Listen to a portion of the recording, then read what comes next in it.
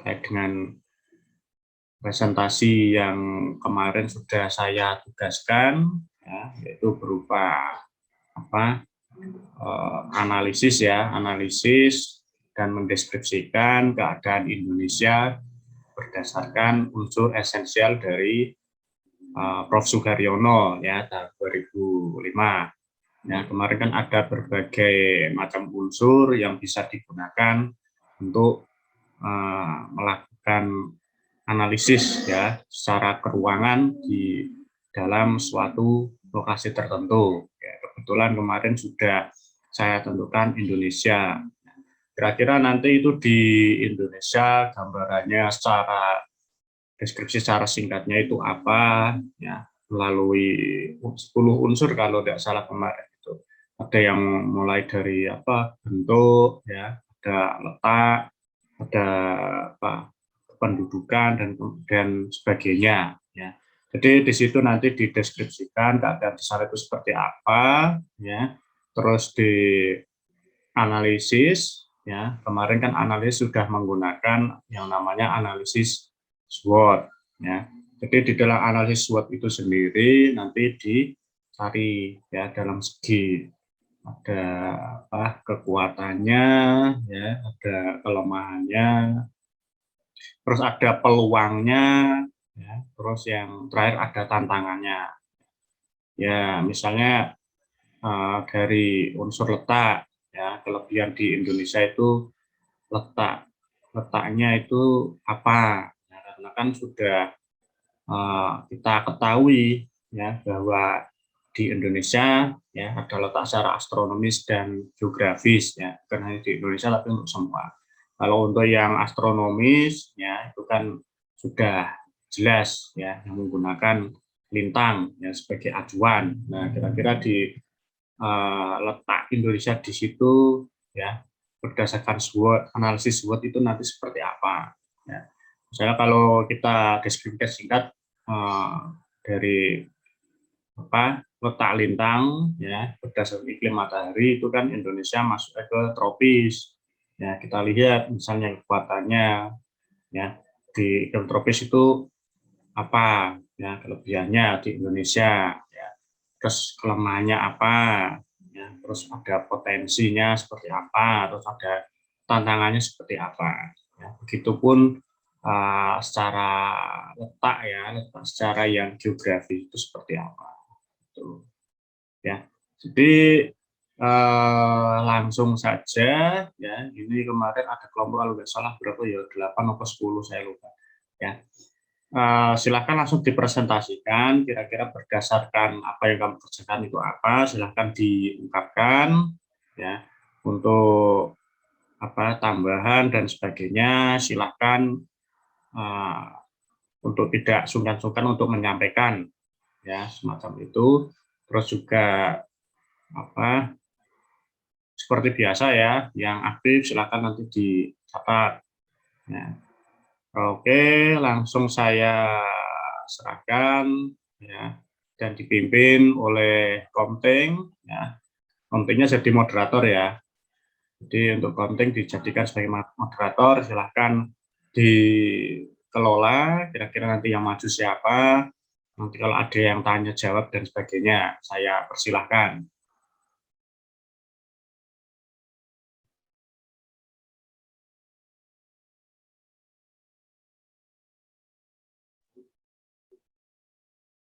Betul, Komtingnya siapa?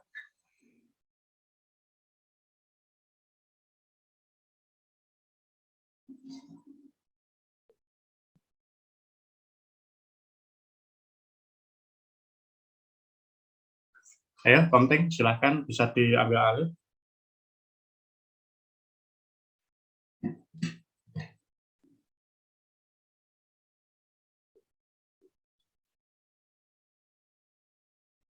Kalau countingnya tidak bisa karena sinyal yang kurang bagus. Silahkan dipimpin oleh siapa ya? Mungkin Sugeng. Halo, Sugeng.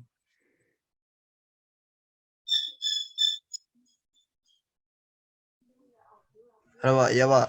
Silakan dipimpin jadi moderator.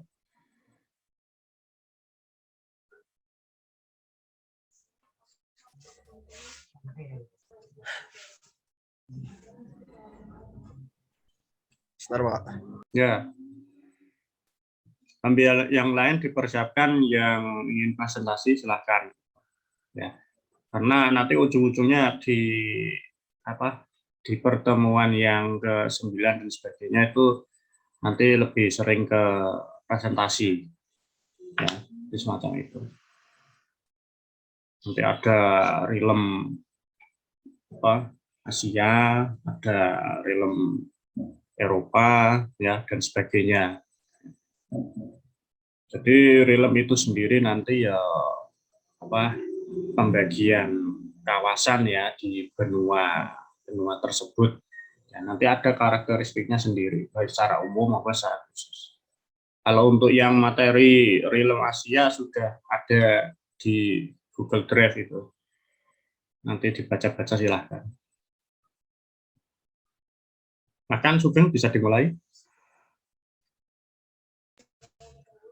Oke, kalau gitu silakan dari kelompok pertama bisa langsung mempersiapkan presentasinya.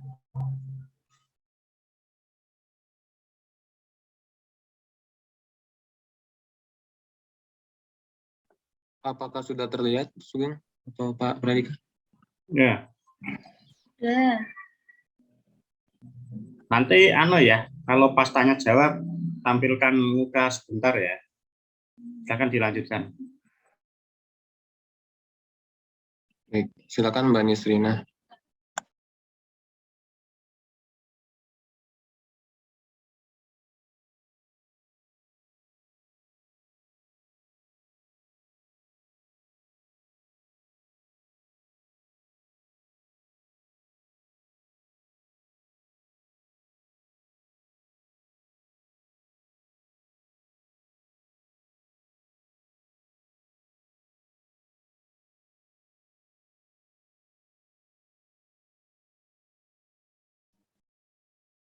Ya, mungkin Nisrina lagi gangguan ya.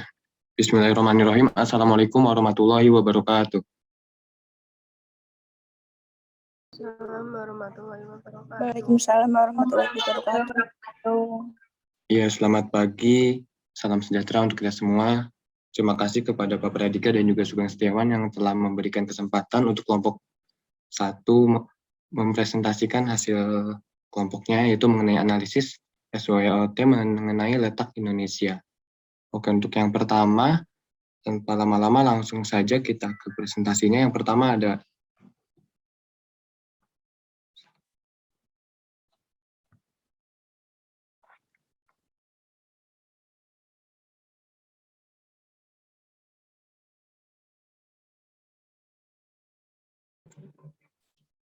Cek apakah sudah masuk suaranya, Noval? sudah. Iya, untuk yang pertama kita akan membahas letak dan lokasi wilayah Indonesia. Letak suatu tempat itu menunjukkan posisinya di antara tempat lain dan menunjukkan pula karakteristik tempat tersebut. Nah, konsep lokasi di sini membahas tentang letak atau posisi spasial dari objek tertentu di permukaan bumi, baik secara umum. Lokasi ini terbagi menjadi dua. Yang pertama lokasi absolut dan lokasi relatif, di mana lokasi absolut ini merupakan letak atau tempat yang dilihat dari astronomisnya, yaitu garis lintang dan garis bujur. Sedangkan letak relatif ialah letak atau tempat yang dilihat dari daerah lain di sekitarnya. Nah, kemudian untuk letak astronomis Indonesia, ini kita bisa lihat ada peta di sebelah kiri teman-teman bahwa menunjukkan letak wilayah Indonesia berdasarkan astronomisnya ini berada pada koordinat 95 derajat hingga 141 derajat bujur timur dan 6 derajat lintang utara hingga 11 derajat lintang selatan. Nah, kemudian ada batas wilayah Indonesia menurut Kemendikbud Republik Indonesia. Yang pertama, batas wilayah Indonesia di bagian paling utara ada di titik koordinat 6 derajat 8 menit lintang utara yang bertepatan pada Pulau W. Dan batas wilayah paling selatan ada pada titik koordinat 11 derajat 15 menit lintang selatan yang bertepatan pada Pulau Rote. Kemudian di batas wilayah paling barat pada koordinat 95 derajat 45 menit bujur barat terletak pada Pulau Bereh. Dan batas Indonesia paling timur berada pada koordinat 140 derajat 5 menit bujur timur yang bertepatan pada Sungai Fly, yaitu sungai yang berada di kota Merauke, Provinsi Papua.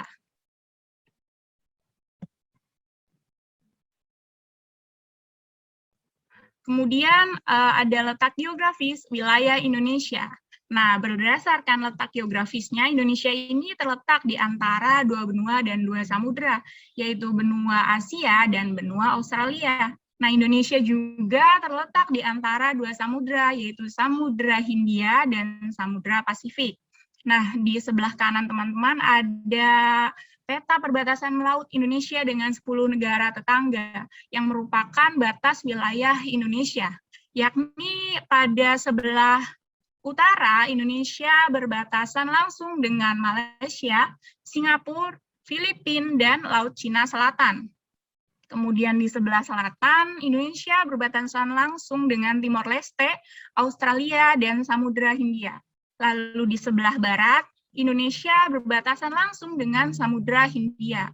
Dan sebelah timur wilayah Indonesia berbatasan langsung dengan Papua New Guinea dan Samudra Pasifik. Oke, selanjutnya dilanjutkan.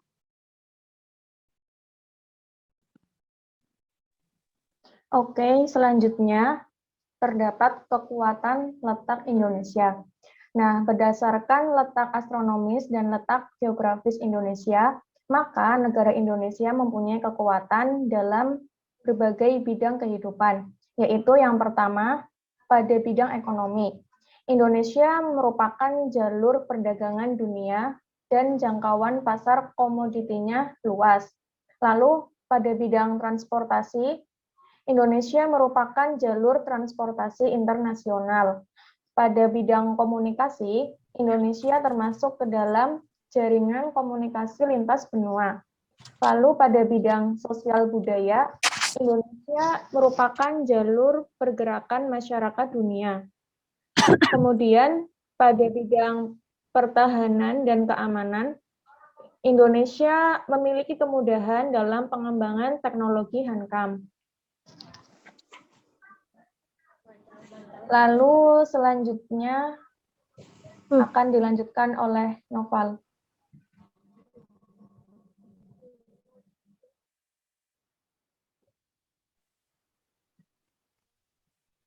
Lebih tepatnya Mbak Mila dulu ya. Silakan Mbak Mila.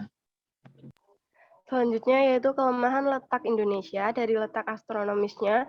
Yang pertama, budaya malas karena terbuai dengan kondisi alam yang menguntungkan. Yang kedua yaitu Indonesia rawan bencana banjir dan badai tropis. Yang ketiga, munculnya berbagai penyakit karena Indonesia ini memiliki kelembaban udara yang tinggi sehingga mendukung pertumbuhan jamur dan bakteri. Selanjutnya yaitu sirkulasi hujan yang mengakibatkan kekeringan saat yang lain kebanjiran. Yang terakhir paling rentan merasakan dampak negatif dari perubahan iklim. Selanjutnya, kelemahan letak Indonesia dari letak geografisnya. Yang pertama yaitu adanya pasar gelap yang masuk ke Indonesia. Selanjutnya, ancaman eksploitasi secara besar-besaran, persaingan global, semakin padatnya lalu lintas karena jumlah imigran selalu bertambah, dan budaya asing yang masuk akan ditiru mengancam eksistensi dari budaya lokal Indonesia. Yang terakhir yaitu tingkat keamanan di perbatasan wilayah masih rendah. Selanjutnya, next file. Oke, selanjutnya ada potensi letak astronomis Indonesia. Yang pertama, Indonesia beriklim tropis sehingga suhu dan memiliki curah hujan yang tinggi. Selanjutnya ada Indonesia selalu disinari matahari sepanjang tahun dan juga hanya ada 2 musim, musim kemarau dan musim hujan. Nah, di mana potensi ini itu sangat memiliki keuntungan besar bagi alam di Indonesia, sehingga alam di Indonesia itu menjadi subur, memiliki hutan yang lebat serta beraneka ragam flora dan fauna. Selanjutnya juga ada keuntungan letak geografis Indonesia. Yang pertama ada proses ekspor impor mudah. Proses ekspor impor mudah dikarenakan Indonesia menjadi pusat pelayaran dan perdagangan internasional. Indonesia juga menjadi titik persilangan perekonomian negara maju dan berkembang yang menyebabkan keduanya mudah menjadi tempat pemasaran seperti itu. Selanjutnya ada membantu perekonomian masyarakat, di mana banyak orang berkebangsaan asing yang berlayar dan lantas singgah di Indonesia. Keberadaan mereka itu menjadi suatu keuntungan juga bagi masyarakat di sekitarnya untuk meningkatkan perekonomiannya. Selanjutnya ada mendorong kemajuan di bidang sosial dan budaya. Bangsa asing yang masuk ke Indonesia mempengaruhi sosial budaya di Indonesia menjadi lebih maju lagi. Pengaruh bangsa asing pada kemajuan Indonesia misalnya pada penguasaan dan berkembangnya iptek. Selain itu, akulturasi budaya juga menjadi sebuah keuntungan di mana masyarakat Indonesia menjadi lebih, wawasannya menjadi lebih luas seperti itu. Dan selanjutnya juga ada Indonesia memiliki banyak sumber daya alam. Berlalunya angin muson di wilayah Indonesia berdampak pada iklim. Iklim tropis di Indonesia merupakan iklim yang ideal untuk berbagai usaha budidaya pertanian, perkebunan, kehutanan, kelautan, dan pariwisata. Dan juga Indonesia memiliki banyak ikan dan biota laut, di mana arus lintas laut Indonesia yang bergerak dari Samudra Pasifik menuju Samudra Hindia menyebabkan perairan Indonesia menjadi hangat karena adanya proses upwelling. Perairan yang hangat sangat disukai oleh nutrien ikan dan biota laut. Oke, selanjutnya. Selanjutnya yaitu ancaman letak Indonesia. Ancaman klimatologis yang pertama yaitu rawan terjadi banjir. Adanya musim hujan di Indonesia dan curah hujan yang tinggi dapat mengakibatkan terjadinya banjir di sejumlah wilayah Indonesia. Yang kedua, rawan terkena badai tropis. Secara klimatologis, Indonesia tidak termasuk ke dalam wilayah yang berpotensi terkena badai tropis. Namun, badai ini sering menerpa wilayah di sekitar Indonesia dan secara tidak langsung memberi dampak negatif bagi Indonesia. 3. Suhu udara lebih panas. Ancaman ini biasanya terjadi di musim kemarau. Tidak adanya hujan membuat suhu di musim kemarau semakin panas. Keempat, menimbulkan berbagai penyakit. Letak astronomis yang membuat Indonesia beriklim tropis ternyata memberi dampak negatif. Salah satunya yaitu menjamurnya berbagai penyakit seperti flu, batuk, hingga demam berdarah. Ancaman letak geografis Indonesia. Yang pertama, pemerintah sulit melakukan pengawasan terhadap wilayah teritorial karena Indonesia merupakan suatu negara kepulauan. Yang kedua, potensi bencana alam. Indonesia berada pada jalur patahan lempeng kerak dunia yang pergerakan dari lempeng tersebut dapat berakibat terjadinya bencana alam seperti gempa bumi. Ketiga, sulitnya memantau keamanan negara. Wilayah Indonesia yang sebagian besar lautan sehingga sulit dalam melakukan pengawasan keamanan dan banyaknya pintu masuk ilegal sehingga menyebabkan Indonesia rawan terjadi penyelundupan dan tindak kejahatan. Selanjutnya,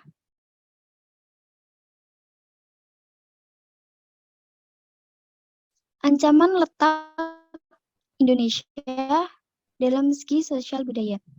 Letak geografis Indonesia yang strategis dan menjadi jalur lalu lintas perdagangan dunia dapat memberikan ancaman dalam bidang sosial budaya. Di antaranya yaitu pertama, perubahan perilaku masyarakat tidak sesuai dengan budaya Indonesia. Kedua, hilangnya penggunaan bahasa daerah. Dan ketiga, masuknya budaya yang tidak sesuai dengan nilai budaya Indonesia.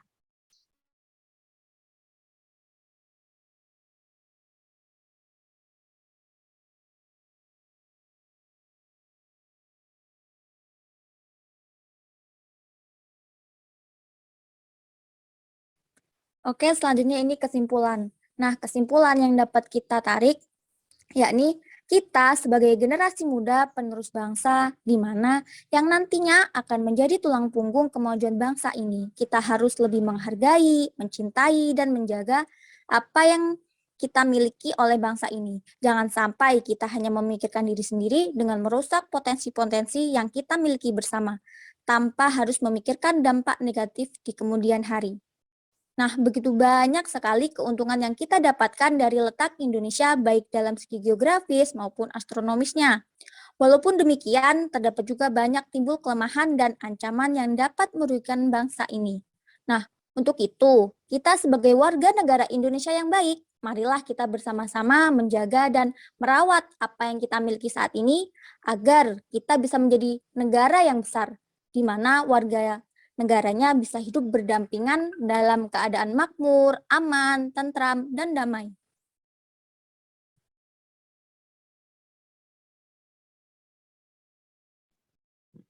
Baik, mungkin itu saja yang dapat kami presentasikan. Untuk lebih lanjutnya, silakan teman-teman bagi ada yang ingin bertanya bisa langsung disampaikan. Tapi ini langsung dibuka sesi pertanyaan ya, Pak? Ya, dipimpin siapa itu tadi Sugeng, ya maksimal 2. Baik, Pak. Terima kasih. Silakan apabila ada pertanyaan, maksimal 2 penanya ya. Kalau ada pertanyaan bisa langsung on cam dan on mic. Saya.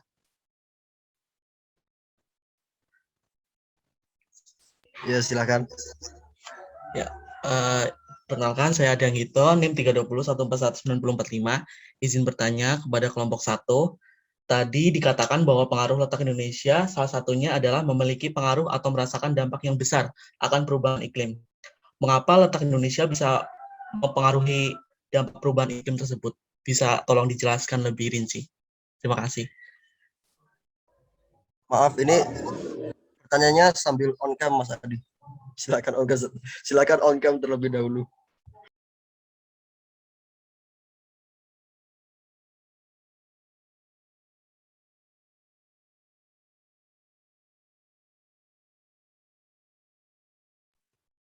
Oke, sebentar.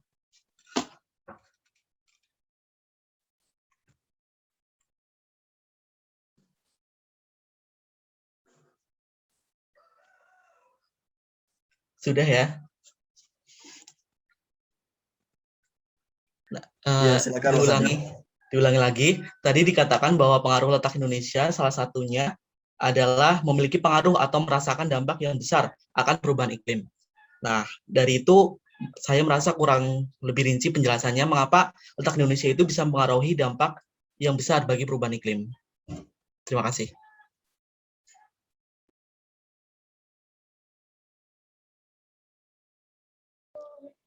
Izin menjawab, Mas Adi.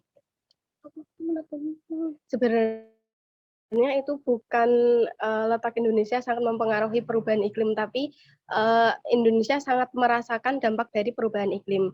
Hal tersebut dikarenakan karena Indonesia merupakan negara kepulauan, sehingga saat mengalami dampak dari perubahan iklim pastinya mendapatkan kerugian-kerugian terutama yang dirasakan yaitu di bidang pertanian ya. Karena Indonesia adalah negara agraris. Nah, karena adanya perubahan iklim ini pastinya kan meningkatkan suhu udara di muka bumi sehingga munculnya anomali cuaca juga. Jadi pertanian, maksud saya pertanian di Indonesia ini mengalami sedikit kerugian, bukan sedikit sih, pastinya lumayan mengalami kerugian. Jadi yang merasakan itu di bagian pertanian. Selain itu juga adanya perubahan iklim ini kan pastinya meningkatkan muka air laut. Nah, hal tersebut berdampak pada ancaman tenggelamnya pulau-pulau terkecil di Indonesia. Begitu. Mungkin teman-teman yang lain ada tambahan? Yang lain boleh menambahkan? Mungkin pengaruhnya ya kayak itu tadi ya, hubungannya dengan misalnya muson, ya muson itu sendiri di Indonesia kan ada memiliki pengaruh ya terhadap misalnya suhu pada musim penghujan, ada yang musim kemarau, gitu.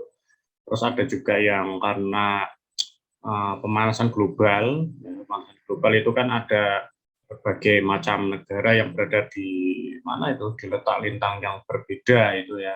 Jadi lama-lama kan itu juga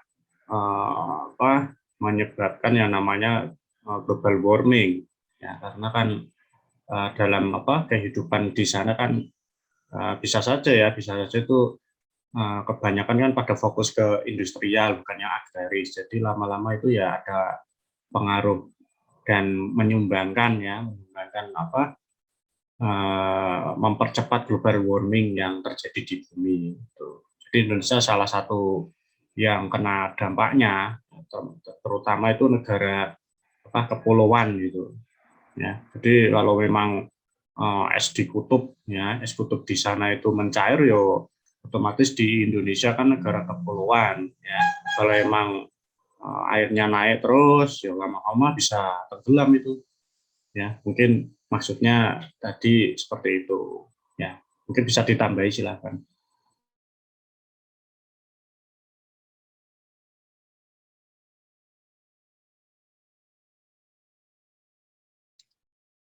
Mungkin jawaban dari kami tentang pertanyaan yang pertama cukup sih, Pak. Mungkin silakan lanjut untuk pertanyaan yang kedua. Izin bertanya. Kan tadi di slide yang dibacakan oleh Noval itu terdapat beberapa poin-poin yang membahas tentang potensi atau keuntungan dari letak Indonesia. Pertanyaan yang ingin saya tanyakan adalah bagaimana cara untuk mengoptimalkan potensi atau keuntungan dari letak Indonesia tersebut. Terima kasih. Oke, baik, izin menjawab ya. Mungkin salah satunya yang akan saya tanggapi itu mengenai letak Indonesia yang berpengaruh kepada Indonesia memiliki banyak sumber daya alam. Nah, Indonesia memiliki sumber daya alam yang sangat banyak sekali saat di darat dan juga di lautan. Tentu perlu adanya upaya untuk mengoptimalkan. Nah, upaya ini itu tidak hanya dari masyarakat, juga dari pemerintah. Tapi untuk saat ini sebenarnya sangat ada beberapa fakta yang memilukan mengenai pengoptimalan SDA di Indonesia, di mana ya SDA di Indonesia itu dikeruk oleh negara asing atau negara luar, di mana ini itu harusnya menjadi sebuah tantangan bagi Indonesia untuk mengupayakan atau mengoptimalkan sumber daya di Indonesia itu dengan kebijakan. Oleh karena itu, di sini mengenai Indonesia memiliki banyak sumber daya alam namun tidak dioptimalkan, nah perlu adanya juga upaya dari pemerintah membuat kebijakan di mana ya untuk mengurangi adanya sumber daya yang diambil oleh negara lain seperti itu. Atau contohnya di Freeport mungkin Indonesia hanya dikatakan dapat sedikit bagian gitu, namun selebihnya diangkut langsung ke negara tetangga atau negara lainnya. Baik itu juga tidak hanya di Freeport, tapi di minyak-minyak bumi di Indonesia juga tidak diolah di Indonesia secara langsung, namun diekspor dulu seperti ke Singapura. Itu info yang saya dapat juga ya.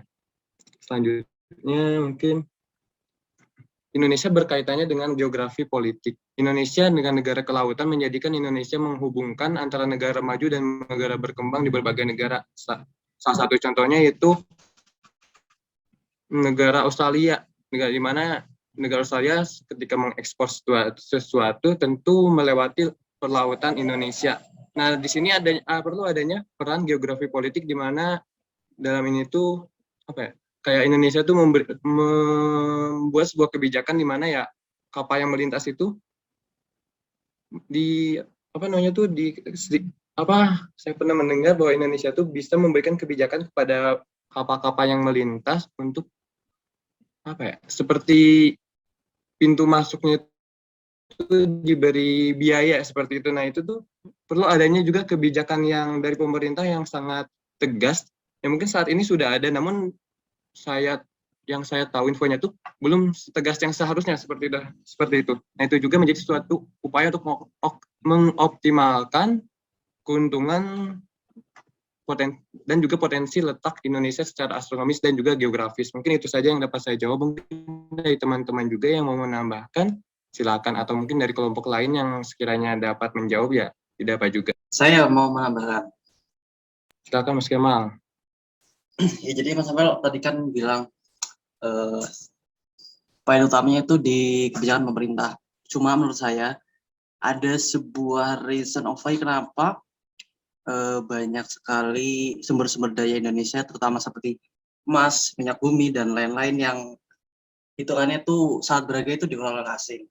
Utamanya adalah karena sebenarnya tuh SDM dari kita itu belum memadai untuk mengolah hal-hal yang sedemikian rupa seperti entah itu emas, minyak bumi atau dan sebagainya. Jadi terkait pengoptimalisasian sumber daya itu sebenarnya tuh dimulai dari bagaimana Indonesia ini mengolah SDM-nya, bagaimana Indonesia ini membangun SDM-nya agar nantinya kita itu juga bisa ikut mengolah. Jadi sebenarnya poin utamanya itu bukan di kebijakan, tapi dari bagaimana kita itu mengolah SDM kita, SDM yang bagus, maka kita akan kita dapat mengelola sumber daya itu dengan optimal, efisien, dan tentunya efektif. Seperti itu. Cukup dari saya.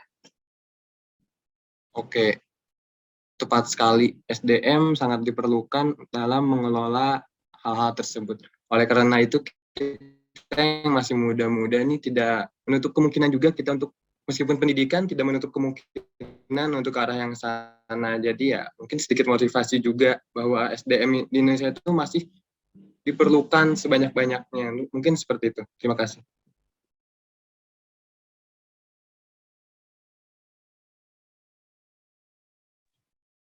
Ada tambahan lagi enggak?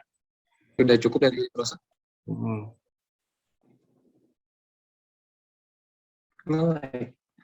Silakan kalau ada tambahan lagi satu. Ya.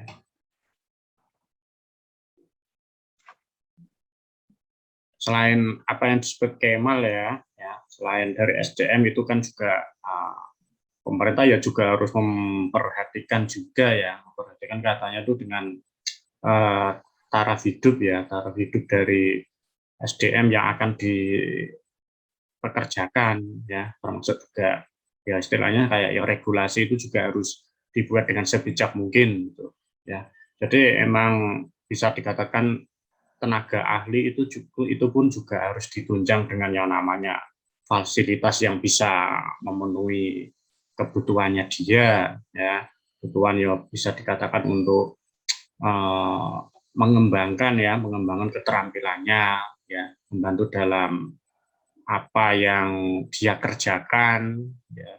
Selain itu juga ada jaminan taraf hidup ya, misalnya kalau gajinya lebih dibanyakin ya dan sebagainya, itu kan juga nanti memotivasi untuk SDM ya, SDM yang di Indonesia itu tetap bekerja di dalam negeri gitu. Kadang kan ada tawaran misalnya di mana itu, misalnya di negara lain dan sebagainya dengan berbagai macam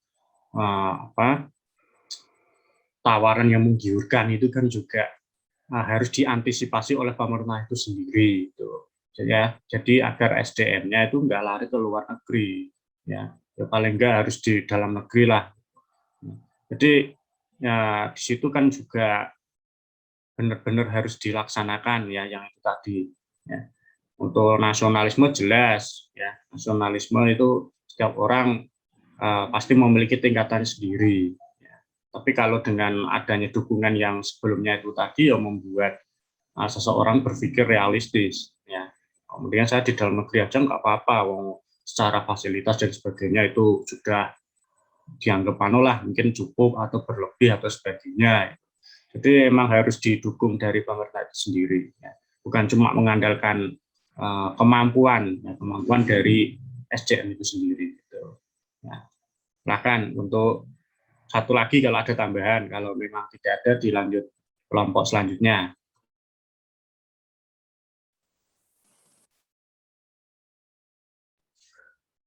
Oke, kalau begitu silakan kelompok 2 bisa mempersiapkan presentasinya. Oke, mungkin ini saya tutup dulu ya. Mungkin cukup sekian presentasi dan yang dapat kami sampaikan. Mohon maaf bila ada kekurangan. Wabillahi taufiq wal hidayah. Wassalamualaikum warahmatullahi wabarakatuh. Waalaikumsalam warahmatullahi wabarakatuh.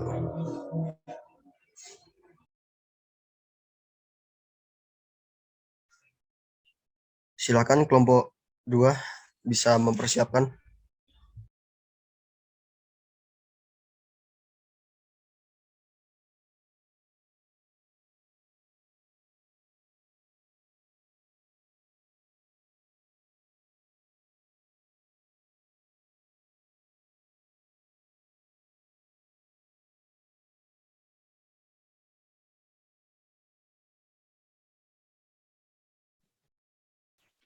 Oke. Bismillahirrahmanirrahim. Assalamualaikum warahmatullahi wabarakatuh.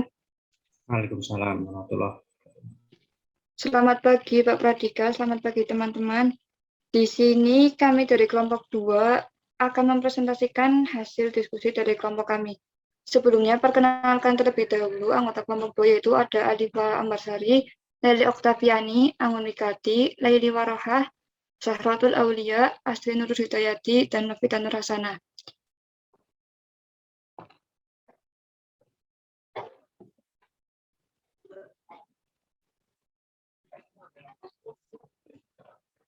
Ya, di sini kelompok 2 akan membahas tentang analisis SWOT tentang luas wilayah Indonesia. Luas wilayah Indonesia adalah daerah yang tercangkup dalam kekuasaan teritorial sebuah negara, baik itu wilayah daratan maupun lautan yang di dalamnya diberlakukan yurisdiksi negara tersebut. Indonesia merupakan negara kepulauan terbesar di dunia yang terbentang dari Sabang sampai Merauke.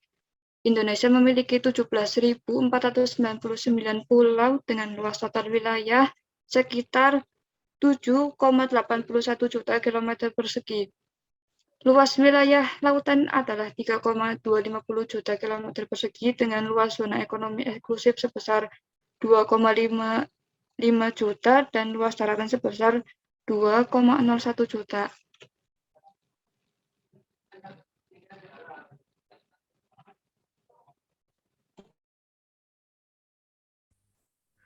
Baik, selanjutnya ada kekuatan. Jadi, seperti yang kita tahu bahwa wilayah Indonesia itu nggak hanya daratan, tapi juga ada wilayah lautan juga.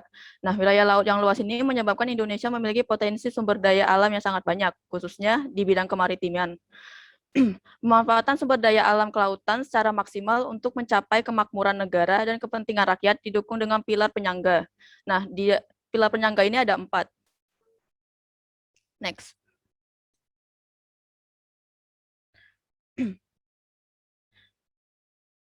Langsung, yang pertama itu ada sistem politik. Nah, dengan sistem politik ini, Indonesia dapat menjamin keutuhan pulau-pulau tersebut sebagai suatu kesatuan negara. Sistem politik yang bertugas menjamin hal ini berpengaruh hingga daerah perbatasan ke pedalaman terluar dan terpencil di Indonesia. Kemudian ada sistem ekonomi yang mana berpengaruh pada peningkatan penghasilan negara maritim dari sektor perdagangan melalui laut, baik berupa impor maupun ekspor. Hal ini memicu berkembangnya usaha industri dan jasa maritim. Next. Kemudian sosial budaya.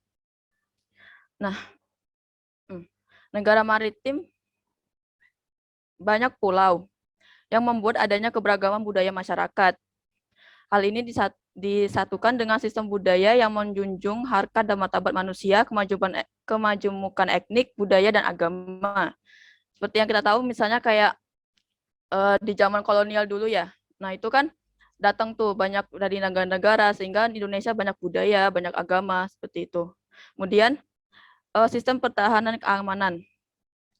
Nah, negara maritim didukung dengan adanya pilar pertahanan dan keamanan agar kedaulatan negara meliputi wilayah kelautan, kedaulatan dan laut yurisdiksi nasional tetap terjaga sesuai hukum dan yang berlaku.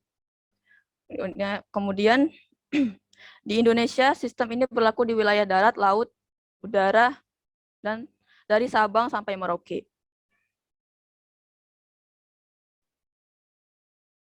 Lanjutkan. Selanjutnya yaitu ada kelemahan luas wilayah Indonesia. Yang pertama yaitu pertumbuhan penduduk yang berpusat di Jawa. Seperti yang kita ketahui, Indonesia memiliki wilayah yang luas.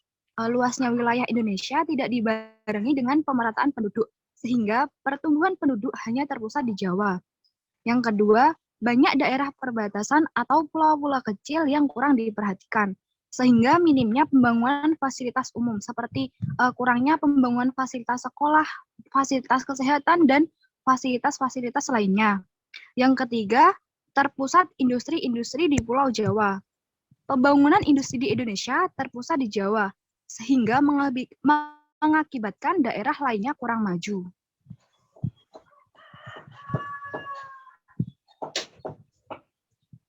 Yang selanjutnya yaitu sumber daya alam kurang terkelola dengan baik. Indonesia memiliki sumber daya alam yang melimpah, tetapi pertumbuhan penduduk dan pembangunan industri terpusat di Jawa, yang mengakibatkan sumber daya alam yang berada di daerah-daerah lainnya kurang dimanfaatkan secara maksimal. Selanjutnya yaitu adanya ancaman di lautan. Seperti yang kita ketahui, Indonesia tidak hanya memiliki wilayah di daratan, tetapi juga wilayah lautannya yang luas, sehingga terjadi ancaman di lautan yang banyak. Seperti banyak terjadi pencurian ikan karena kurangnya pengawasan dari pemerintah, yang kedua menjadi jalur imigran ilegal, dan yang ketiga rentan terhadap penyelundupan senjata api, obat-obat terlarang, dan perdagangan manusia.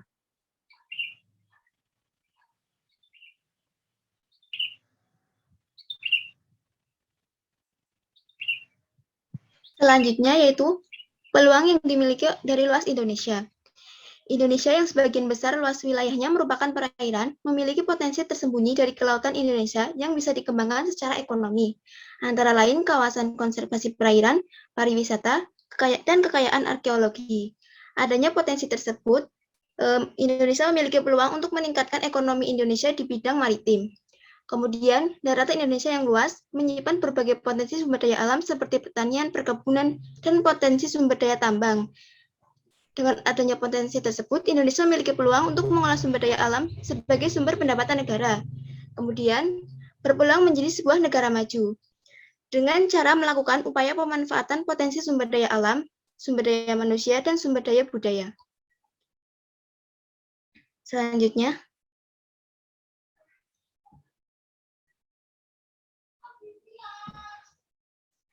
peluang yang selanjutnya yaitu berpeluang menjadi negara kuat. Negara yang luas wilayahnya besar lebih sukar ditaklukkan oleh negara lain. Negara yang luas lebih memiliki potensi sumber daya alam yang beragam, dapat mengadakan perdagangan bebas dengan lebih banyak bangsa, dan memiliki perwakilan di mana-mana, sehingga perdamaian lebih terjamin.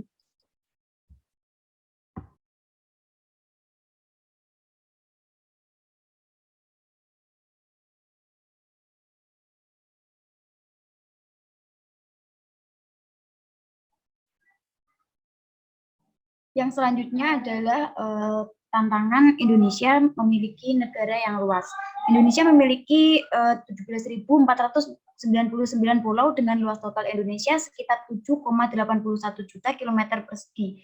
Luas ini didominasi oleh luas wilayah lautan Indonesia karena lebih banyak luas lautan daripada daratannya. Kemudian dengan adanya luas Indonesia tersebut, maka sangat memungkinkan sekali Indonesia memiliki tantangan tersendiri sebagai suatu negara yang memiliki wilayah yang sangat luas. Next. Berikut adalah beberapa tantangan dari luas Indonesia. Kemudian yang pertama yaitu banyaknya sumber daya alam yang belum terolah dengan baik. Seperti kita ketahui, Indonesia memiliki sumber daya alam yang melimpah, akan tetapi dalam pengoptimalan pengelolaannya sangat belum baik karena terdapat beberapa kendala seperti sumber daya manusia, kemudian akses dalam pengelolaan sumber daya tersebut, kemudian dengan adanya luas wilayah Indonesia yang sangat luas, maka keterjangkauan dari misalkan teknologi, kemudian pemerintah juga sangat mempengaruhi dalam pengelolaan sumber daya alam ini. Kemudian yang kedua yaitu adanya ketimpangan antar wilayah. Ketimpangan antar wilayah ini tidak hanya ketimpangan pendidikan, akan tetapi juga terdapat ketimpangan masalah pembangunan, kemudian ketimpangan akses untuk menuju ke wilayah-wilayah yang mungkin sangat sulit dijangkau oleh pemerintah, kemudian ketimpangan penduduk, kemudian adanya ketimpangan sumber daya manusianya. Kemudian yang selanjutnya adalah adanya pengakuan wilayah oleh negara lain. Dengan memiliki wilayah yang sangat luas, sangat memungkinkan sekali bahwa adanya pengakuan wilayah oleh negara lain sehingga beberapa wilayah Indonesia lebih memilih untuk bergabung ke wilayah negara lain ataupun berdiri sendiri seperti halnya yaitu wilayah Timur Leste atau Timur Timur. Yang selanjutnya adalah sulit dalam mengembangkan ekonomi negara. Jadi dalam mengembangkan ekonomi negara tentu saja terdapat beberapa faktor seperti pembangunan, kemudian sumber daya manusianya, kemudian adanya teknologi yang memungkinkan.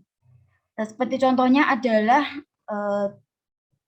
pasar e-commerce saat ini Indonesia menjadi salah satu tujuan e-commerce yang sangat besar. Akan tetapi dengan adanya wilayah yang sangat luas ini, kemudian keterbatasan dari teknologi itu sendiri, pasar e-commerce ini kurang berkembang dan hanya terpusat dalam wilayah yang memiliki ketercukupan teknologi, sumber daya manusia, dan lain-lain. Next.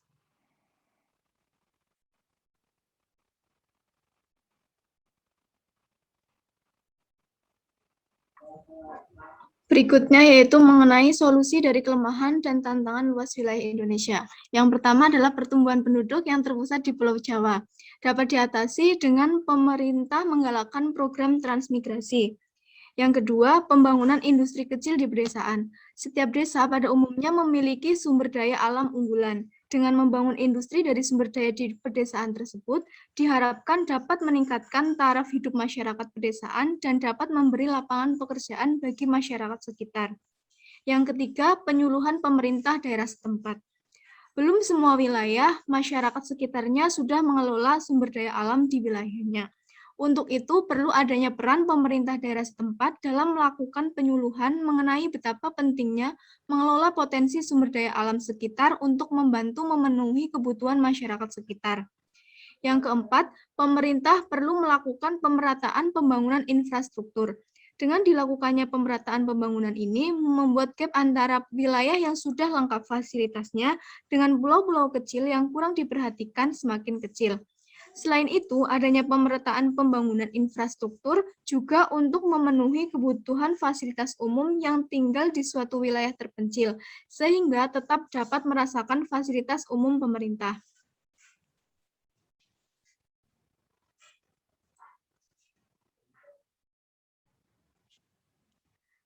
Selanjutnya, yang kelima, membatasi investor di kota besar. Luasnya wilayah Indonesia dan terpusatnya industri di kota besar dapat diatasi dengan pemerintah membatasi investor yang akan menanamkan investasi di kota yang sudah padat penduduknya. Misalnya saja jika seorang investor ingin membangun sebuah mal di Jakarta, ada baiknya dialihkan ke daerah lain yang masih sepi pusat perbelanjaan mengingat di Jakarta sudah padat dengan pusat perbelanjaan. Yang keenam, untuk mengatasi ancaman pencurian ikan dapat dilakukan dengan memperkuat kelembagaan pengawasan untuk menjamin kapal-kapal pencuri ikan asing tidak kembali ke perairan Indonesia. Pencegahan kapal asing masuk kembali ke Indonesia juga dilakukan dengan percepatan pembangunan sentra kelautan dan perikanan terpadu di pulau-pulau terluar. Yang terakhir, pemerintah meningkatkan di wilayah pedesaan guna meminimalisir adanya imigran ilegal. Sekian, apabila ada pertanyaan dipersilahkan. Izin bertanya.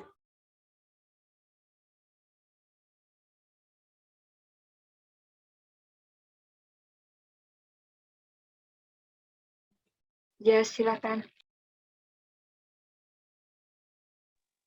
Tadi kan dijelaskan bahwa Indonesia ini perkembangan pembangunannya Jawa sentris.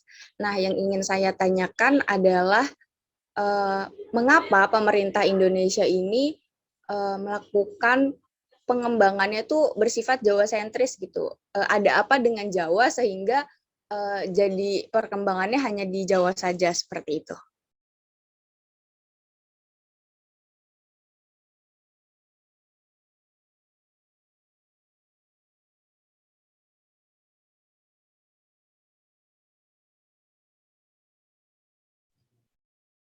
Mungkin silakan pertanyaan yang lain, atau mungkin dari apa yang ditanyakan tadi bisa dibantu ditambahkan dan sebagainya, silakan.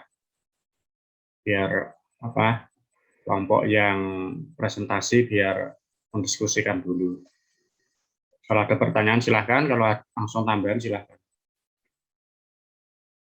Pak, izin bertanya.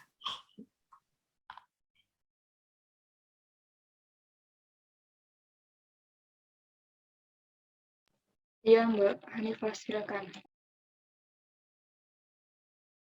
Oke, terima kasih. Izin bertanya. Dalam pilar kemaritiman tadi kan dijelaskan terdapat mengenai sistem politik yang mana menjamin pulau-pulau yang ada di Indonesia.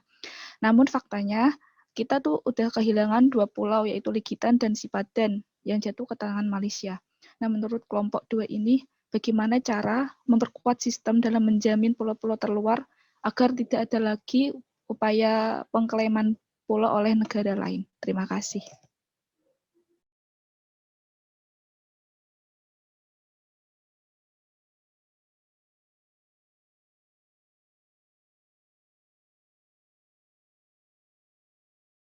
Mungkin ada tambahan ya untuk menjawab 2 pertanyaan ini, silahkan ditambahkan aja sebisanya.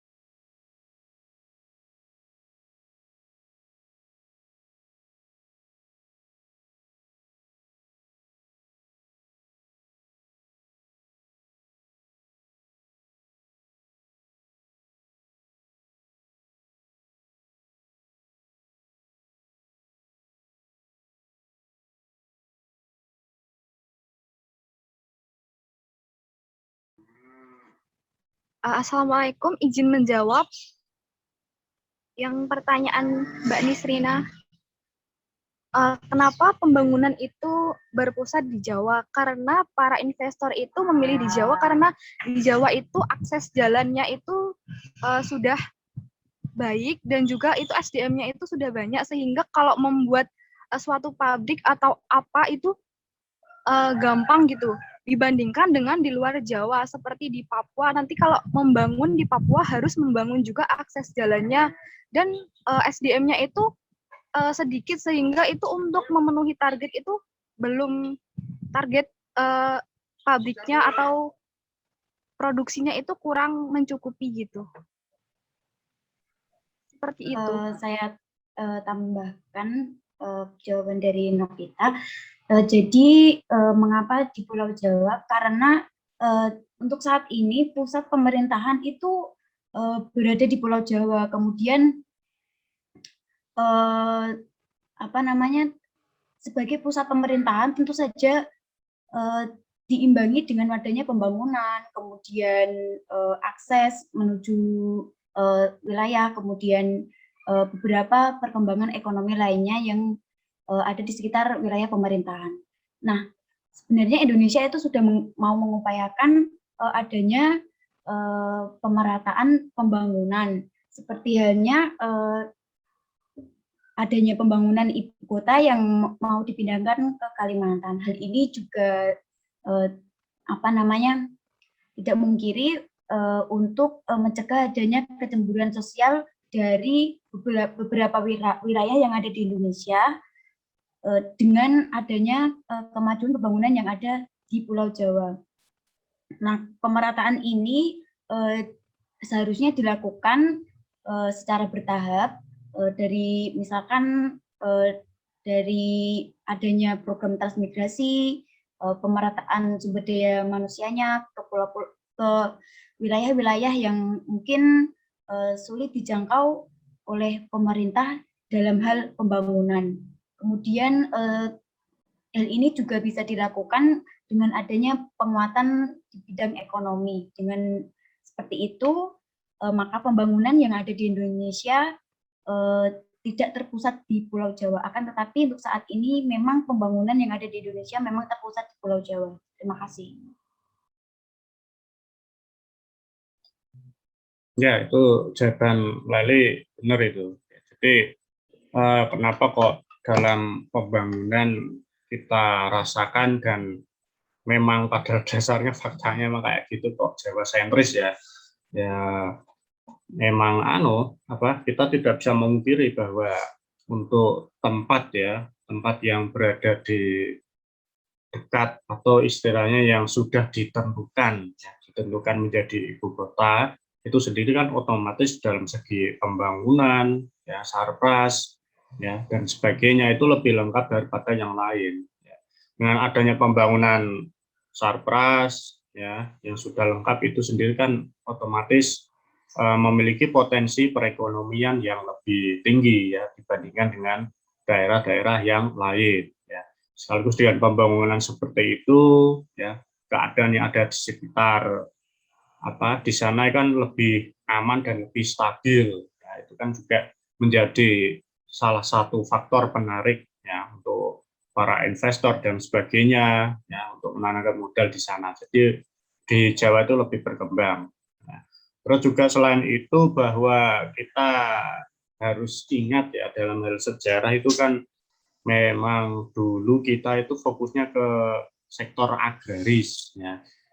Ya, karena hal itu kan dipandang itu di Indonesia yang wilayah yang potensi sektor agrarisnya tinggi itu di mana? Ya, ternyata saat itu berada di Jawa ya otomatis ya para pendahulu juga berpikir ternyata yang cocok ya di Jawa ya, secara alamnya bagus dan sebagainya. Ya, makanya itu ditentukan untuk ibu kotanya itu di Jakarta juga. Ada banyak pertimbangan kenapa kok ibu kotanya harus di Jakarta gitu, kok enggak di lain tempat. Gitu. Nah, itu juga jadi bahan pertimbangan kenapa kok seolah-olah di Jawa sentris. Gitu. Mungkin ada tambahan lain silahkan.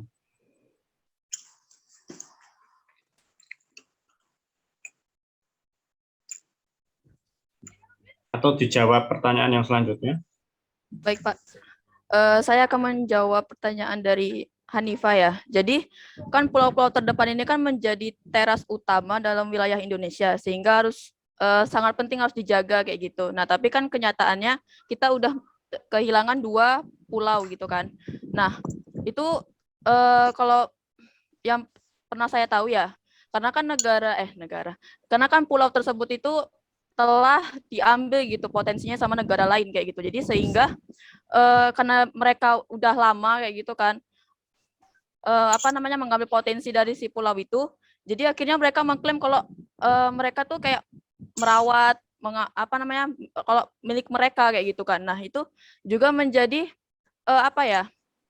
dari kita sendiri juga harusnya merawat juga kayak gitu. Kan emang pulau kita emang banyak ya, belum lagi pulau-pulau yang kecil. Nah, jadi dari Indonesia harusnya jadikan refleksi kayak gitu kan, jadikan evaluasi bahwa kita harusnya menjaga juga kayak gitu, sehingga tidak ada lagi yang mengklaim bahwa pulau tersebut adalah menjadi pulau negara lain kayak gitu. Mungkin seperti itu sih. Mungkin ada tambahan atau jawaban saya mungkin kurang. Ada tambahan silakan.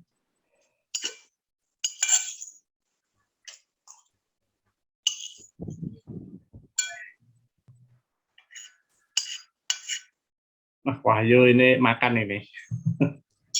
Suara piringnya. Gimana Hanifah?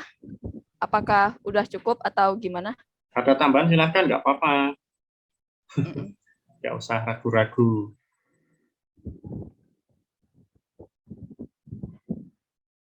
Saya izin menambahkan sedikit ya. Ya, pokok.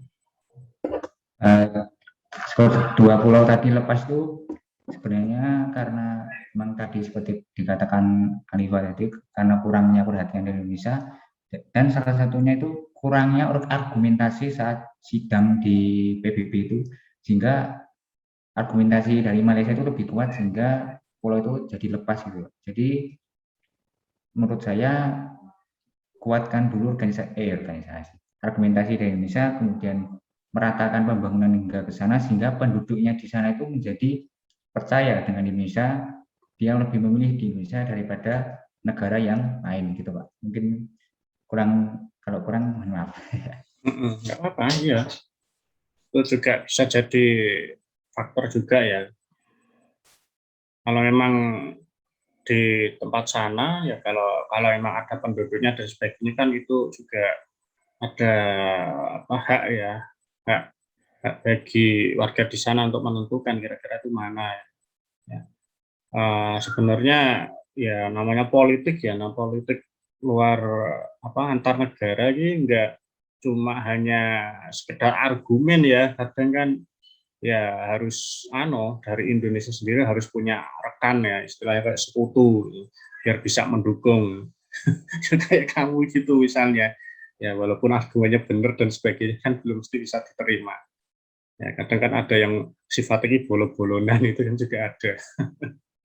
Ya itu untuk evaluasi ya, bahwa untuk di negara kita tuh untuk hubungan secara internasional itu harus benar-benar digalakkan beneran ya. Sekaligus juga di pulau-pulau ya yang memang sebenarnya milik Indonesia yang kurang diperhatikan dan sebagainya itu harus benar-benar ya mulai bagaimana caranya biar bisa terjaga ya, gitu. Ada tambahan lagi? Kalau tidak ada, satu kelompok lagi silakan. Terakhir. Sekian dari kelompok kami. Apabila ada salah-salah kata ataupun kata-kata yang kurang berkenan, kami akhiri. Wassalamualaikum warahmatullahi wabarakatuh. Waalaikumsalam warahmatullahi wabarakatuh. Ayo Sugeng dipimpin. Terima kasih kelompok 2 atas presentasinya. Selanjutnya kelompok 3 silahkan untuk mempersiapkan presentasinya. Izin presentasi Mbak Citra.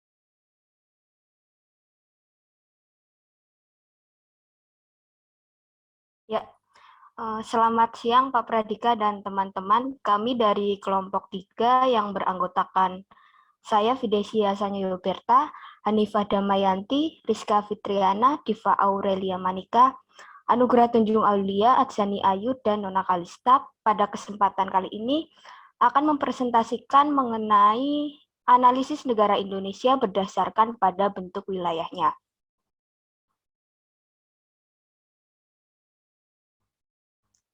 Masuk pada bentuk wilayah negara Indonesia. Indonesia ini merupakan negara kepulauan yang terdiri atas wilayah daratan, lautan, udara, dan ekstrateritorial.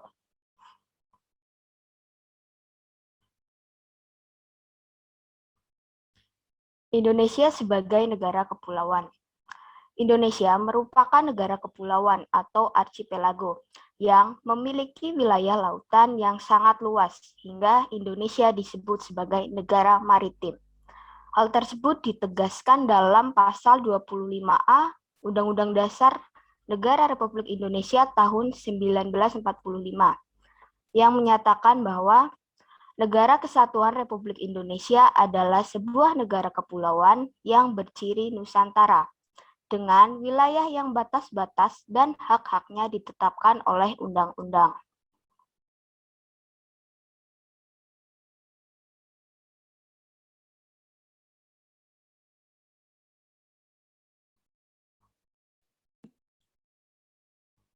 Istilah Nusantara dalam ketentuan di atas dipergunakan untuk menggambarkan kesatuan wilayah perairan dan gugus pulau-pulau Indonesia yang terletak di antara dua samudra, yaitu Samudra Hindia dan Pasifik, dan di antara dua benua, benua Asia dan Australia.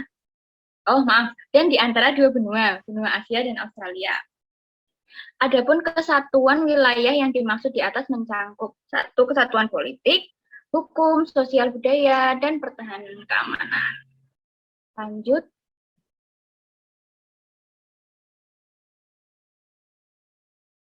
Dilihat dari sudut pandang geopolitik maupun geostrategi, terdapat 6 bentuk wilayah, yakni kompak, memanjang, menjorok, keluar, terpecah, dan berada di tengah wilayah lain. Nah, Indonesia dikategorikan berbentuk fragmented, yang terdiri dari pulau-pulau terpisah oleh lautan. Ya, yang ini bisa dilihat pada gambarnya. Makasih. Selanjutnya.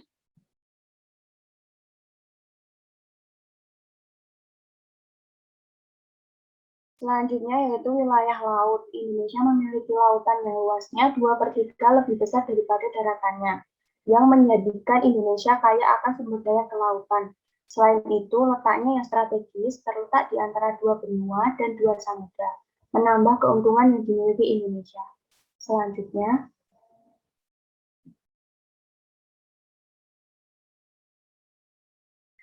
ini adalah gambar dari wilayah laut Indonesia.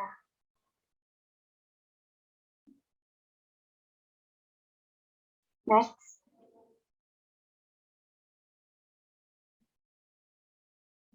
Batas wilayah laut Indonesia. Batas wilayah laut Indonesia di sebelah utara Indonesia berbatasan langsung dengan Malaysia.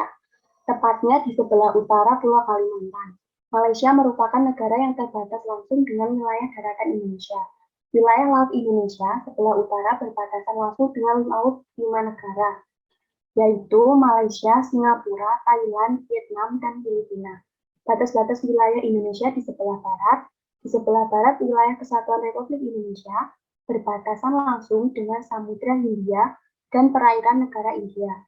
Tidak ada negara yang berbatasan langsung dengan wilayah darat Indonesia di sebelah barat. Walaupun secara geografis daratan Indonesia terpisah jauh dengan daratan India, tetapi keduanya memiliki batas-batas wilayah yang terletak di titik-titik tertentu di sekitar Samudra Hindia dan Laut Andaman.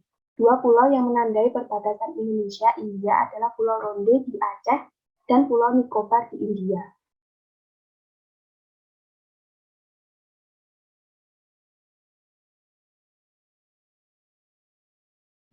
Selanjutnya, mengenai batas wilayah Indonesia yang berada di sebelah timur, Indonesia ini berbatasan langsung dengan daratan Papua Nugini dan perairan Samudra Pasifik. Nah, Indonesia sendiri dengan Papua Nugini ini telah menyepakati hubungan bilateral untuk menyepakati tentang batas-batas wilayah, tidak hanya dari wilayah darat, melainkan juga dari wilayah laut. Wilayah Indonesia di sebelah timur yaitu Provinsi Papua yang berbatasan langsung dengan wilayah Papua Nugini yang berada di sebelah barat, yaitu Provinsi Barat atau Fly dan Provinsi Spik Barat. Kemudian batas wilayah Indonesia yang berada di selatan berbatasan langsung dengan wilayah darat Timor Leste, perairan Australia, serta Samudra Hindia. Pada tahun 1997, Indonesia dan Australia telah menyepakati batas wilayah negara keduanya yang meliputi zona ekonomi eksklusif dan batas landas kontinen. Next.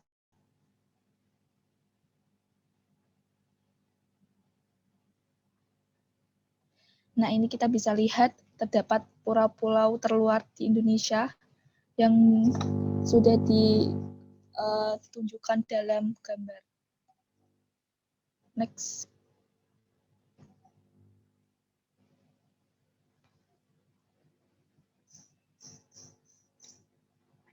Untuk wilayah daratan Indonesia. Wilayah daratan di Indonesia mempunyai kedudukan dan peranan yang sangat penting bagi kedaulatan negara. Nah, wilayah daratan ini merupakan tempat pemukiman untuk warga sipil. Kemudian wilayah Indonesia ini juga mengalir ratusan sungai, hamparan ribuan hektar hutan, persawahan, dan perkebunan. Di atas daratan Indonesia ini juga banyak berdiri gedung-gedung pemerintahan, pusat perbelanjaan, tempat-tempat umum untuk fasilitas masyarakat. Selain itu pula, di daratan sendiri ini menyimpan kekayaan sumber daya mineral dan tambang seperti emas, batu bara, perak, tembaga, dan lain-lain.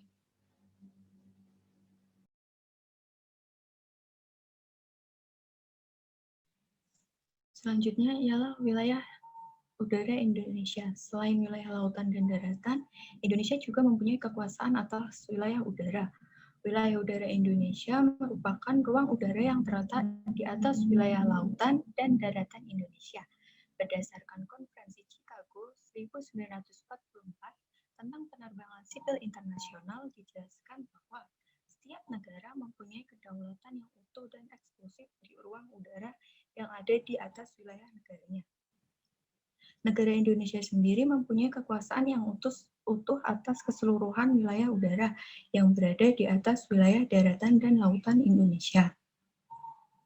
Nah, ini merupakan wilayah udara Indonesia yang disebut dengan FAIR atau Flight Information Region.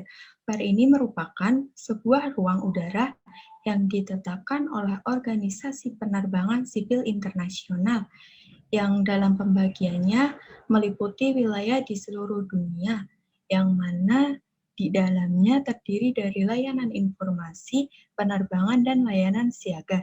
Di Indonesia sendiri dapat dilihat pada gambar tersebut terdapat dua wilayah FAIR, yaitu FAIR Jakarta dan FAIR Ujung Padang. Next, Diva. Nah, Indonesia juga mempunyai satu wilayah lagi, yaitu wilayah ekstrateritorial.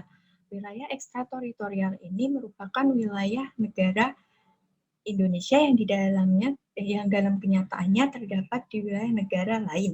Keberadaan wilayah ini diakui oleh hukum internasional sebagai daerah kekuasaan suatu negara. Perwujudan dari wilayah ekstrateritorial ini berupa kantor-kantor perwakilan diplomatik Indonesia di negara lain. Misalnya ialah kantor perwakilan diplomatik Indonesia yang ada di Amerika Serikat.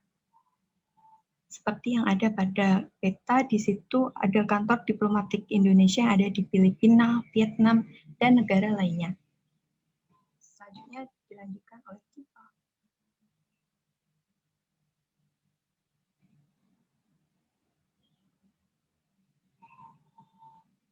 Ya, selanjutnya ada analisis strength, weakness, opportunity, dan threat.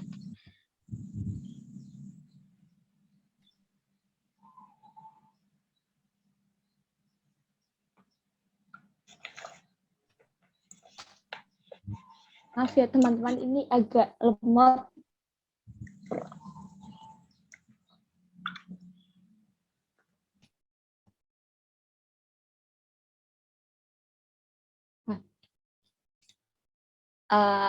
Yang pertama ada strength. Negara Indonesia sebagai negara yang memiliki banyak pulau yang dikelilingi oleh lautan yang luas menyebabkan Indonesia memiliki banyak sekali keuntungan. Di antaranya satu, memiliki sumber daya kelautan.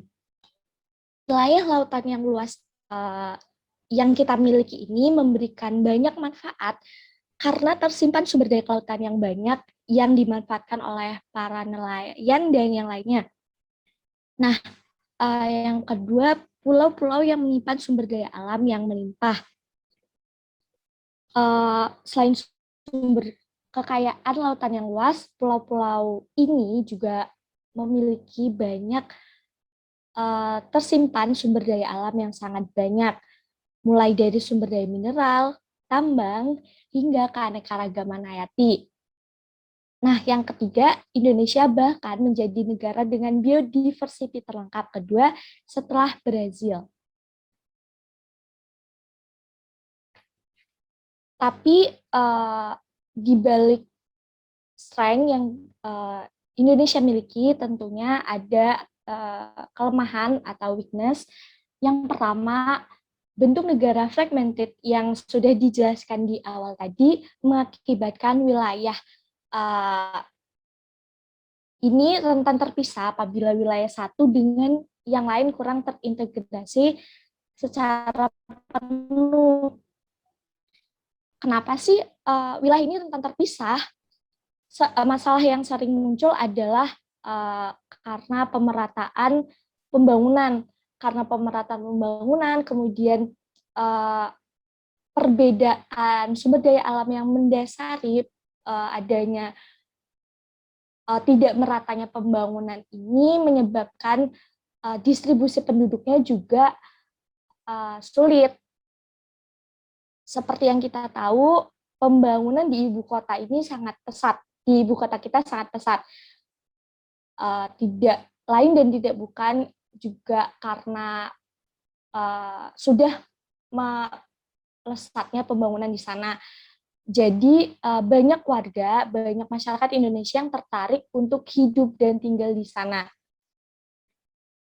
Kemudian yang kedua adanya masalah kesenjangan pembangunan yang memicu timbulnya kecemburuan sosial yang dapat memecah belah kedaulatan wilayah ini.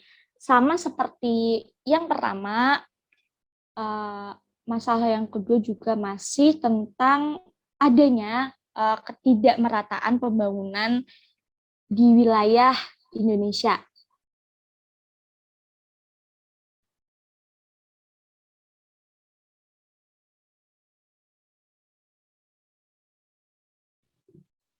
Selanjutnya yaitu opportunity atau peluang. Jika kita melihat bentuk dari Indonesia itu sendiri, Indonesia berpeluang menjadi negara maritim yang kuat dan menguasai perdagangan internasional. Kenapa? Karena seperti yang kita ketahui, negara Indonesia ini berada di jalur perdagangan dunia. Jadi jika kita memanfaatkan letak tersebut secara maksimal, maka Indonesia akan memberikan keuntungan yang besar dari jalur perdagangan ini. Kemudian penduduk Indonesia yang kepulauan juga menyimpan banyak potensi sumber daya alam yang mana dapat menjadi peluang untuk dimanfaatkan secara maksimal untuk bisa mensejahterakan masyarakat Indonesia. Dan itu juga bisa dimanfaatkan sebagai pariwisata yang bisa menambah devisa negara. Selanjutnya.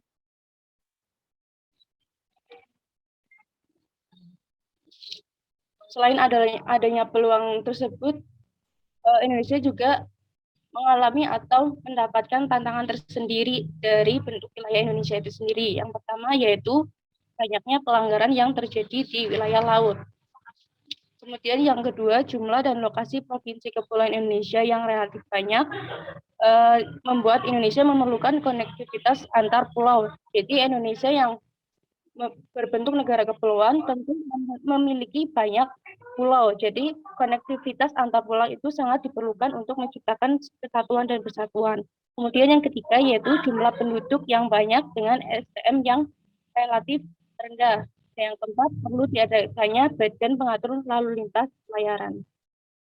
Selanjutnya. Jadi adanya ancaman atau tantangan sebelumnya itu perlu adanya solusi untuk bisa mengatasinya. Yang pertama yaitu karena wilayah lautan yang memiliki luas lebih dari wilayah daratan, Indonesia perlu memperkuat ketahanan laut supaya keamanan laut makin terjamin. Yang kedua, meningkatkan keamanan dan keterjaminan masyarakat atas wilayah laut milik kita supaya bisa mencapai pemanfaatan sumber daya alam secara optimal. Yang ketiga, meratakan unsur pembangunan nasional supaya garis pantai di banyak daerah terkonektivitas dengan baik.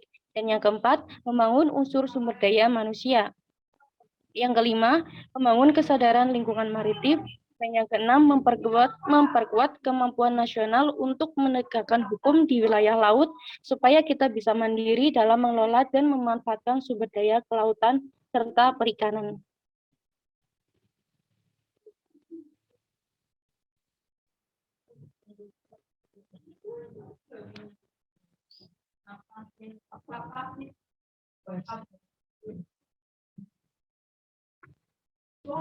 Ya, terima kasih.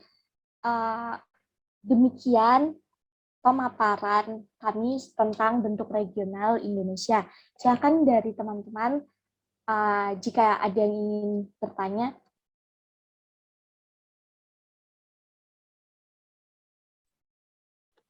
Izin bertanya untuk Saya ingin bertanya. Ya, silahkan Mbak Leli terlebih dahulu ya. Ada piano. Robot, Pak. Robot. Kalau suaranya nggak mendukung, di chat. Iya, silahkan Mas Dani, bisa ditulis di kolom chat ya Mas Dani. Ya, Mbak Leli. Yang lain dulu. kelompok 3. Nah, tadi disebutkan adanya wilayah udara Indonesia. Nah, itu sebenarnya saya mau ingin bertanya, apakah wilayah udara Indonesia itu perlu dijaga juga, terus bagaimana cara menjaganya? Terima kasih.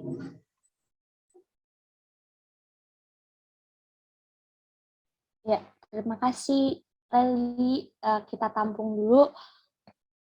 Yang lain? Oke, sudah lancar kan suaranya? Sudah. Silakan Mas Dani. Maaf tadi Indosat gangguan. Oke, jadi gini, tadi kan bentuk negara Indonesia itu kan fragmented ya bentuknya. Nah, tadi juga sudah disebutin tentang kelemahannya. Nah, saya mau tanya itu, bentuk negara fragmented yang juga luas kayak Indonesia itu lebih banyak menguntungkan atau justru lebih merugikan ya? Seperti itu. Pertanyaan saya. Terima kasih. Baik, terima kasih. Sebentar, kami akan mendiskusikan jawaban dari pertanyaan yang sudah diutarakan. Terima kasih.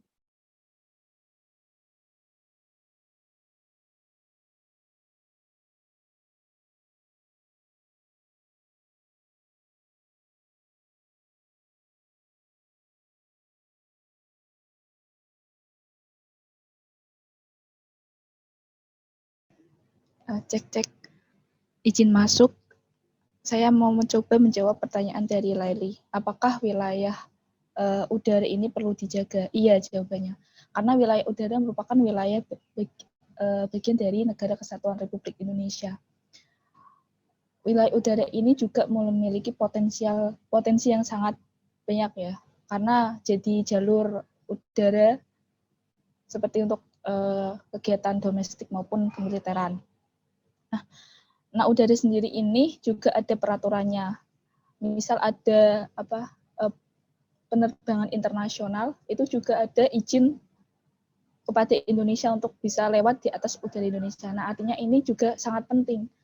Dan apabila ada pelanggaran juga akan ditindak tegas oleh negara kita. Jadi, udara juga perlu dijaga dengan baik karena bisa jadi kalau kita lengah, negara-negara lain bisa menyerang Indonesia lewat udara, mengingat sekarang ini juga teknologi pesawat, rudal dan lain sebagainya juga sangat-sangat maju ya di negara-negara sekitar kita gitu. Jadi menurut saya ini wilayah udara juga harus dijaga dengan sebaik mungkin demi kedaulatan Negara Kesatuan Republik Indonesia. Terima kasih. Mungkin dari teman-teman yang lain ingin menambahkan, silakan. Izin menambahkan, Mbak. Iya, silakan.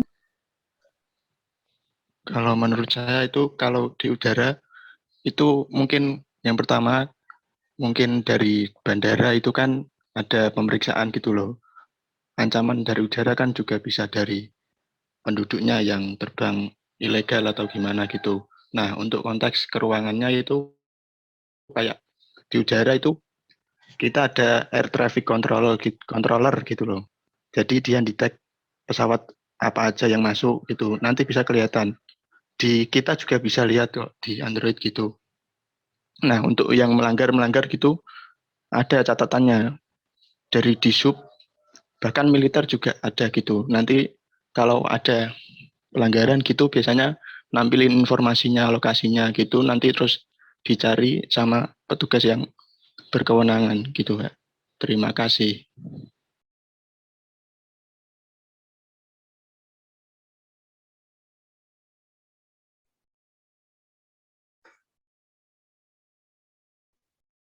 Terima kasih Mas Arief sudah menambahkan jawaban dari pertanyaan Leli. Selanjutnya saya akan menjawab pertanyaan dari Mas Dani yang nanti bisa ditambahkan oleh teman-teman yang lain. Negara berbentuk fragmented ini lebih banyak manfaatnya atau kekurangannya. Menurut kami, tentunya lebih banyak kemanfaatannya.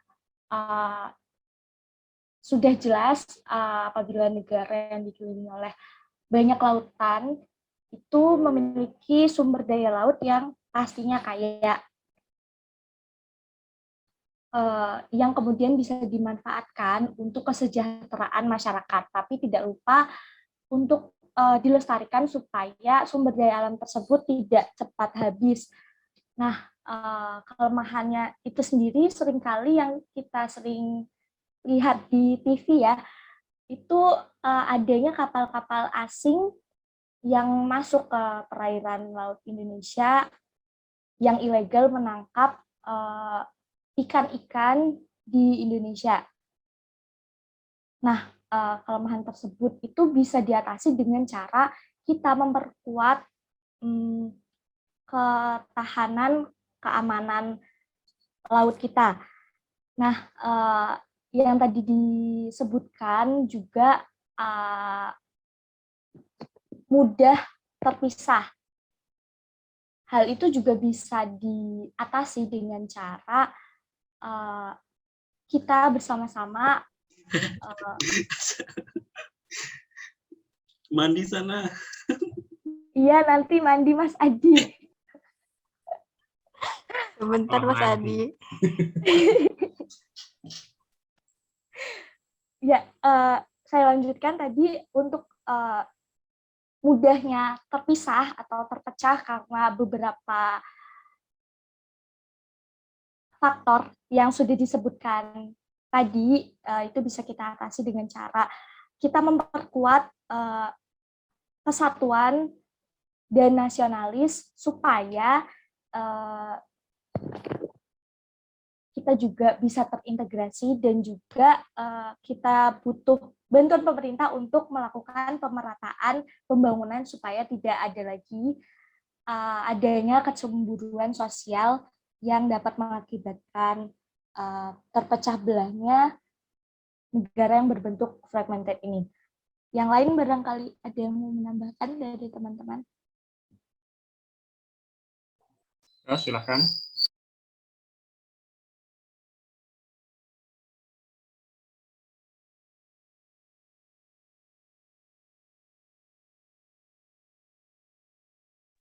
Kalau tidak ada berarti dicukupkan. Ya, demikian presentasi dari kelompok kami. Atas kekurangannya kami mohon maaf dan terima kasih.